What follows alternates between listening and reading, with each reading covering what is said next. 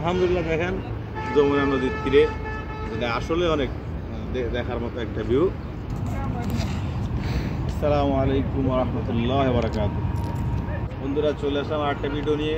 সুন্দর ভিউ, যেটা আমার কাছে খুব ভালো লাগতেছে, এই জন্য আপনাদেরকে দেখার জন্য আসলাম।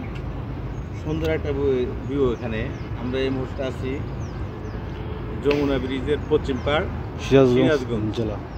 এই যে এদিকে দেখেন, এখানে 4 লেনের সেতু, বাস ট্রাক চলাচল করে।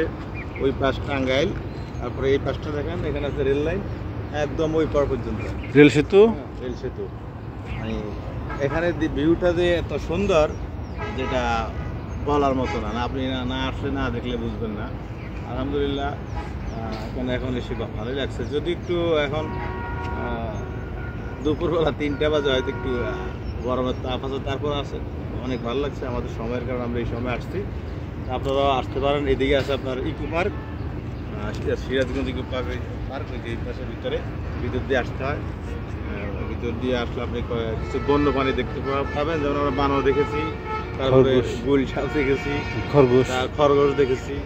হ্যাঁ, আলহামদুলিল্লাহ দেখেন যমুনা নদীর তীরে, যেটা আসলে অনেক দেখার মতো একটা ভিউ।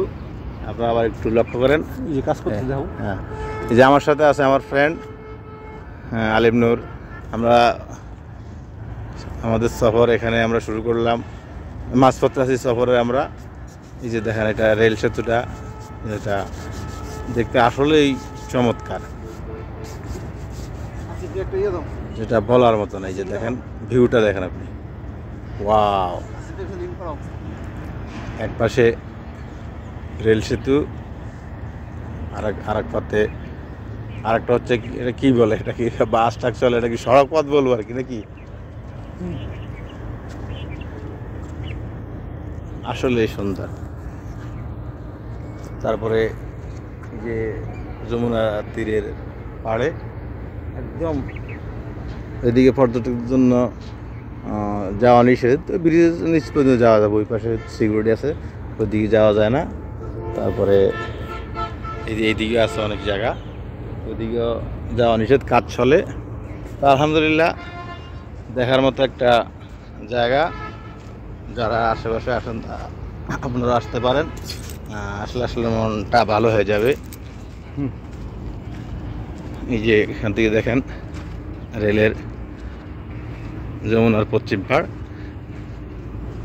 সিরাজগঞ্জের সাইডটা আর কি। ওই ভিতরে আপনার eco park, Sirajganj eco park.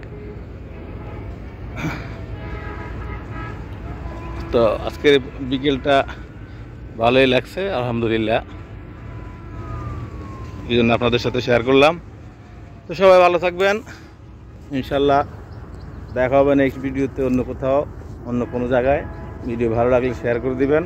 আসসালামু আলাইকুম ওয়া রাহমাতুল্লাহি ওয়া বারাকাতুহু।